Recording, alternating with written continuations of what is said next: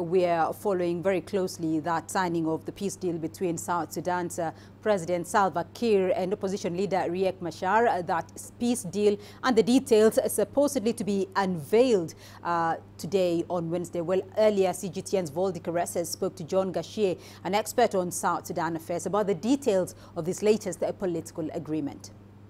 The two leaders are said to have reached a compromise on some key issues. What is different this time that will make the deal hold?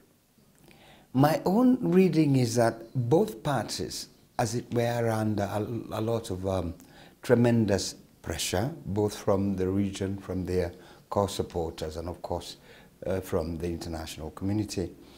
But I also strongly believe that they are playing, in my view, politics to try and avoid drawing what we call targeted and individual, sanctions by the international community, and specifically possibly try to ward off any sanctions by the Security Council. Just last week, Kiir and Machar met in Addis. Those talks ended in disarray. What influence do you think President Omar al-Bashir has on the two leaders? South Sudan has wanted, so to speak, to try and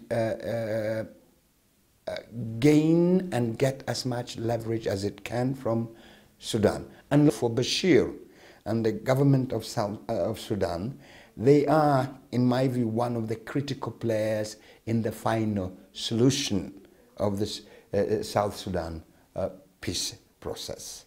The second country with similar, perhaps, but a little different, is Uganda. And then, of course, the third one is Ethiopia.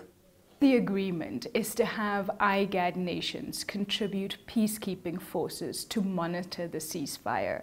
Now, does the bloc have the political will to take charge of this? Let me perhaps put it this way. I think it is the interest of IGAD, and specifically Ethiopia, Sudan, Uganda, and Kenya, that you resolve soonest this crisis and conflict in South Sudan, because it has an immediate impact.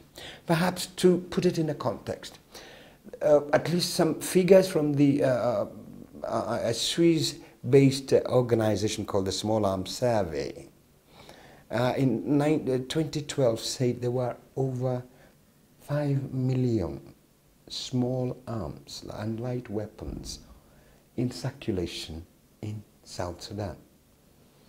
And if then that figure, which is 2012, in light of what has happened, perhaps there are even more.